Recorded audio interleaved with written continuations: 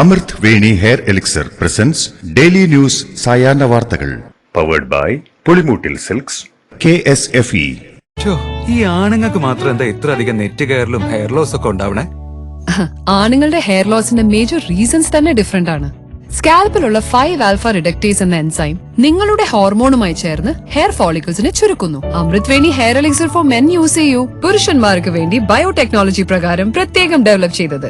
നമസ്കാരം, ഞാൻ ഷാജി പത്മനാഭൻ. ഡെയിലി ന്യൂസിന്റെ സായാഹ്ന വാർത്തകളിലേക്ക് സ്വാഗതം. ഇന്ന് ഓഗസ്റ്റ് 14 ബുധനാഴ്ച. വയനാട് ഉരുൾപൊട്ടൽ ദുരന്തത്തിൽ മരിച്ചവരുടെ കുടുംബത്തിന് സംസ്ഥാന സർക്കാർ 6 ലക്ഷം രൂപ ധനസഹായം പ്രഖ്യാപിച്ചു. SDRF-ൽ നിന്ന് 4 ലക്ഷം രൂപയും മുഖ്യമന്ത്രിയുടെ ദുരിതാശ്വാസ നിധിയിൽ നിന്ന് 2 ലക്ഷം രൂപയും കൂടി ചേർത്താണ് 6 ലക്ഷം ലഭിക്കുക. മരിച്ചവരുടെ കുടുംബാംഗങ്ങളില്ലെങ്കിൽ അടുത്ത ബന്ധുക്കൾക്ക് ധനസഹായം നൽകും. ഇതിനായി പിന്തുടർച്ച അവകാശ സർട്ടിഫിക്കറ്റ് ഹാജരാക്കണം. ദുരന്തത്തിൽ 70% അംഗവൈകല്യം ബാധിച്ചവർക്ക് 75,000 രൂപയും 40% മുതൽ 60% വരെ വൈകല്യം ബാധിച്ചവർക്ക് 50,000 രൂപയും ധനസഹായം നൽകും. വയനാട്ടിലെ ദുരിതബാധിത കുടുംബത്തിന് പ്രതിമാസം 6,000 രൂപ വാടക ഇനത്തിൽ നൽകുമെന്ന് മുഖ്യമന്ത്രി പിണറായി വിജയൻ. ബന്ധുവീടുകളിലേക്ക് മാറുന്നവർക്കും വാടക തുക ലഭിക്കും. സൗജന്യ താമസമൊരുക്കുകയാണ് സർക്കാർ ലക്ഷ്യമെന്നതിനാൽ മുഴുവനായി സ്പോൺസർഷിപ്പ് മുഖേന താമസ സൗകര്യം ഒരുക്കുന്ന കെട്ടിടങ്ങളിലോ സർക്കാർ സംവിധാനങ്ങളിലേക്കോ മാറുന്നവർക്ക് വാടക തുക ലഭിക്കില്ല. വയനാട് ദുരന്തത്തിൽ നഷ്ടപ്പെട്ട സർട്ടിഫിക്കറ്റുകൾ വീണ്ടെടുക്കുന്നതിനായി മാർഗനിർദ്ദേശങ്ങൾ പുറപ്പെടുവിച്ചു. വിവിധ രേഖകൾ നഷ്ടപ്പെട്ടവർക്ക് യൂണിവേഴ്സിറ്റികൾ, സർക്കാർ സ്ഥാപനങ്ങൾ, തദ്ദേശ സ്വയംഭരണ സ്ഥാപനങ്ങൾ, ബോർഡുകൾ, കോർപ്പറേഷനുകൾ, കമ്മീഷനുകൾ, ഡയറക്ടറേറ്റുകൾ തുടങ്ങിയ സ്ഥാപനങ്ങളിൽ നിന്ന് ഡ്യൂപ്ലിക്കേറ്റോ പുതുക്കിയ രേഖകളോ നൽകുമ്പോൾ യാതൊരുവിധ ഫീസും ഈടാക്കാൻ പാടുള്ളതല്ലെന്ന് ഉത്തരവ് നൽകിയിട്ടുണ്ടെന്നും മുഖ്യമന്ത്രി പറഞ്ഞു. വയനാട്ടിലെ ദുരന്തത്തിന്റെ പശ്ചാത്തലത്തിൽ തുരങ്കപാത ഉൾപ്പെടെ മറ്റ് വികസന പ്രവർത്തനങ്ങൾ മാറ്റിവെക്കേണ്ടതുണ്ടോ എന്ന് പഠിക്കേണ്ടതുണ്ടെന്ന് പിണറായി വിജയൻ. നേരത്തെ തുരങ്കപാതയുമായി ബന്ധപ്പെട്ട എല്ലാ പഠനങ്ങളും നടന്നിട്ടുണ്ട്. പല സ്ഥലത്തും തുരങ്കങ്ങൾ ഉണ്ടാകുന്നുണ്ടല്ലോ. തുരങ്കങ്ങൾ ഒന്നും തന്നെ മറ്റു സ്ഥലത്ത് ദുരന്തം ഉണ്ടാക്കുന്നതായി ലോകത്ത് ഒരിടത്തും കണ്ടിട്ടില്ലെന്നും ഇത് പഠന വിഷയമാണെന്നും പിണറായി വിജയൻ പറഞ്ഞു. കർണാടകയിലെ ഷിരൂരിൽ മണ്ണിടിച്ചിലിൽ കാണാതായ അർജുനെ കണ്ടെത്താനുള്ള ഇന്നത്തെ തെരച്ചിൽ പുരോഗമിക്കുന്നു. മത്സ്യത്തൊഴിലാളിയും മുങ്ങൽ വിദഗ്ധനുമായ ഈശ്വർ മൽപെ പുഴയിലിറങ്ങിയുള്ള പരിശോധന ആരംഭിച്ചു. പലതവണ ഈശ്വർ മൽപെ മുങ്ങിത്താഴ്ന്നെങ്കിലും പ്രതീക്ഷ നൽകുന്ന വസ്തുക്കളൊന്നും ഇതുവരെ കണ്ടെത്താനായിട്ടില്ല. ലോറിയുടേതെന്ന് സംശയിക്കുന്ന ലോഹഭാഗം കണ്ടെത്തിയെങ്കിലും അർജുൻ ഓടിച്ചിരുന്ന ലോറിയുടേതല്ലെന്ന് ഉടമ മനഫ് പറഞ്ഞു. കേരളത്തിൽ അടുത്ത മണിക്കൂറുകളിൽ ഒറ്റപ്പെട്ട ഇടങ്ങളിൽ അതിശക്തമായ മഴയ്ക്ക് സാധ്യത. എറണാകുളം, തൃശൂർ, കണ്ണൂർ ജില്ലകളിൽ ഓറഞ്ച് അലർട്ട് പ്രഖ്യാപിച്ചിട്ടുണ്ട്. മറ്റ് ജില്ലകളിൽ ഇന്ന് യെല്ലോ അലർട്ടും. നാളെ കോഴിക്കോട്, വയനാട് ജില്ലകളിൽ ഓറഞ്ച് അലർട്ടാണ്. EP ജയരാജൻ വധശ്രമ കേസിൽ KPCC അധ്യക്ഷൻ K സുധാകരൻ MPക്കെതിരെ കേരളം സുപ്രീം കോടതിയിൽ. കേസിൽ K സുധാകരനെ കുറ്റവിമുക്തനാക്കിയ ഹൈക്കോടതി നടപടി റദ്ദാക്കണമെന്നാവശ്യപ്പെട്ട് സംസ്ഥാനം അപ്പീൽ സമർപ്പിച്ചു. EP ജയരാജൻ വധശ്രമ കേസിൽ ഗൂഢാലോചന കുറ്റമായിരുന്നു K സുധാകരനെതിരെ ചുമത്തിയിരുന്നത്. എന്നാൽ സുധാകരനെതിരെ തെളിവുകൾ ഇല്ലെന്നായിരുന്നു ഹൈക്കോടതിയുടെ കണ്ടെത്തൽ. മുല്ലപ്പെരിയാർ ഡാമിന്റെ സുരക്ഷ സംബന്ധിച്ച മുഖ്യമന്ത്രിയുടെയും ജലവിഭവ വകുപ്പ് മന്ത്രിയുടെയും പ്രസ്താവനയ്ക്കെതിരെ മുൻ MLAയും BJP നേതാവുമായ PC ജോർജ്. മുല്ലപ്പെരിയാർ ഡാമിന് ഒരു പ്രശ്നവുമില്ലെന്നാണ് മുഖ്യമന്ത്രിയും മന്ത്രി റോഷി അഗസ്റ്റിനും പറയുന്നതെന്നും ഇത് എന്തിന്റെ അടിസ്ഥാനത്തിലാണെന്നും PC ജോർജ് ചോദിച്ചു. മുല്ലപ്പെരിയാർ ഡാം ഉൾപ്പെടെ 50 വർഷത്തിൽ കൂടുതൽ ഒരു ഡാമിനും ആയുസ്സില്ലെന്ന് ശാസ്ത്രലോകം പറയുമ്പോൾ എന്ത് അടിസ്ഥാനത്തിലാണ് ഡാമിന് ഒരു പ്രശ്നവുമില്ല എന്ന് മുഖ്യമന്ത്രി പറയുന്നതെന്നും അദ്ദേഹം ചോദിച്ചു. പണ്ട് മുത്തശ്ശിയുടെ കല്യാണക്കഥ കേട്ട മുതലെയുള്ള ആഗ്രഹമാണ് അന്നത്തെ മുത്തശ്ശിയെ പോലെ എന്റെ കല്യാണത്തിന് ഒടുത്തൊരുങ്ങണമെന്ന്.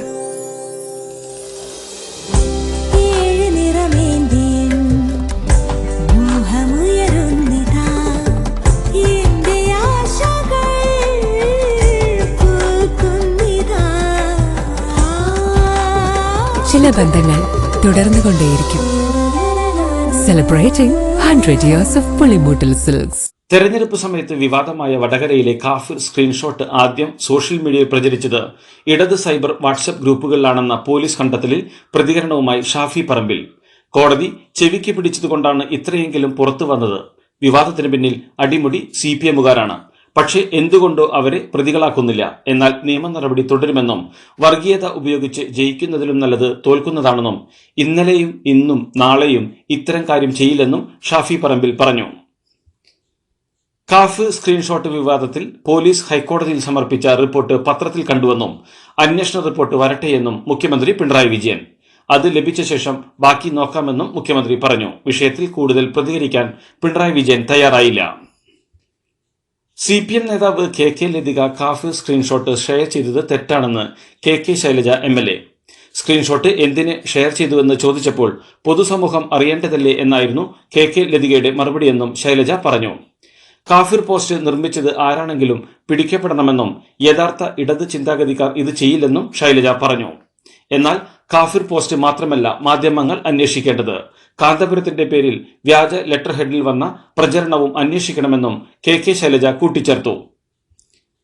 വർഗീയ വിദ്വേഷം പടർത്തുകയെന്ന ഉദ്ദേശത്തോടെ ലോക്സഭാ തെരഞ്ഞെടുപ്പിൽ വടകരയിൽ കാഫിർ സ്ക്രീൻഷോട്ട് പ്രചരിപ്പിച്ചത് ഇടത് ഗ്രൂപ്പുകളാണെന്ന് കണ്ടെത്തിയിട്ടും പോലീസ് കേസെടുക്കാൻ മടിക്കുന്നത് ഈ ഗൂഢാലോചനയിൽ പങ്കാളികളായ CPM നേതാക്കളെ സംരക്ഷിക്കാനാണെന്ന് KPCC president K Sudhakaran MP.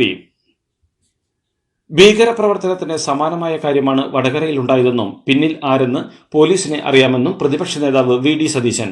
വടകരയിലെ കാഫിർ സ്ക്രീൻഷോട്ട് വിവാദത്തിൽ പ്രതികരിക്കുകയായിരുന്നു അദ്ദേഹം. മുൻ MLA KK ലതിക ഉൾപ്പെടെയുള്ള ഉന്നത CPM നേതാക്കളുടെ പങ്ക് വ്യക്തമാണെന്നും VD സതീശൻ പറഞ്ഞു. യഥാർത്ഥ പ്രതികളെ പുറത്ത് എത്തിക്കും വരെ നിയമപോരാട്ടം തുടരുമെന്നും അദ്ദേഹം കൂട്ടിച്ചേർത്തു. വടകര മണ്ഡലത്തിൽ പ്രചരിച്ച കാഫിർ സ്ക്രീൻഷോട്ട് പരാമർശത്തിൽ പോലീസ് സത്യം പറയാൻ മടിക്കുന്നുവെന്ന് മുസ്ലിം ലീഗ് നേതാവ് KM ഷാജി. CPM കോഴിക്കോട് ജില്ലാ സെക്രട്ടറി P മോഹനും കുടുംബവുമാണ് പ്രചരണത്തിന് പിന്നിലെന്നും അദ്ദേഹം ആരോപിച്ചു. തിരുനെൽവേലി പാലക്കാട് പാലരുവി എക്സ്പ്രസിന് ഇന്നു മുതൽ 4 അധിക കോച്ചുകൾ, ഒരു സ്ലീപ്പറും 3 ജനറൽ കോച്ചുകളും കൂട്ടുന്നതോടെ ട്രെയിനിൽ 18 കോച്ചുകളുണ്ടാവും. ഏറെക്കാലമായി യാത്രക്കാർ ഉന്നയിച്ച ആവശ്യമായിരുന്നു ഇത്. കോച്ചുകളുടെ എണ്ണം കൂട്ടണമെന്ന് ആവശ്യപ്പെട്ട് യാത്രക്കാരുടെ സംഘടനകൾ നിരവധി തവണ പ്രതിഷേധം സംഘടിപ്പിച്ചിരുന്നു. പാലരുവിക്കും വേണാടിനും ഇടയിൽ മെമുവോ പാസഞ്ചറോ അടിയന്തരമായി വേണമെന്നാണ് യാത്രക്കാർ പ്രധാനമായും ആവശ്യപ്പെട്ടത്. പന്തീരങ്കാവ് ഗാർഹിക പീഡന കേസിൽ ദമ്പതികളെ കൌൺസിലിംഗിന് വിടാൻ ഹൈക്കോടതി നിർദ്ദേശം നൽകി. ഇരുവർക്കും കൌൺസിലിംഗ് നൽകിയ ശേഷം റിപ്പോർട്ട് സീൽഡ് കവറിൽ ഹാജരാക്കാൻ ഹൈക്കോടതി നിർദ്ദേശം നൽകി. ഇന്ന് കേസ് പരിഗണിച്ചപ്പോൾ പീഡനത്തിന് ഇരയായ യുവതിയോട് ഹൈക്കോടതി നേരിട്ട് വിവരങ്ങൾ തേടി. തനിക്ക് പരാതിയില്ലെന്ന നിലപാട് യുവതി ഹൈക്കോടതിയിൽ സ്വീകരിച്ചു. കുടുംബ ബന്ധങ്ങളിൽ പല പ്രശ്നങ്ങളും ഉണ്ടാകുമെന്നും എല്ലാത്തിലും ഇടപെടാൻ പരിമിതിയുണ്ടെന്നും കോടതി വ്യക്തമാക്കി. തൃശൂർ പൂരം വെടിക്കെട്ട് പഴയ പോലെ ആസ്വദിക്കാൻ ആളുകൾക്ക് കഴിയണമെന്ന് കേന്ദ്ര സഹമന്ത്രി സുരേഷ് ഗോപി.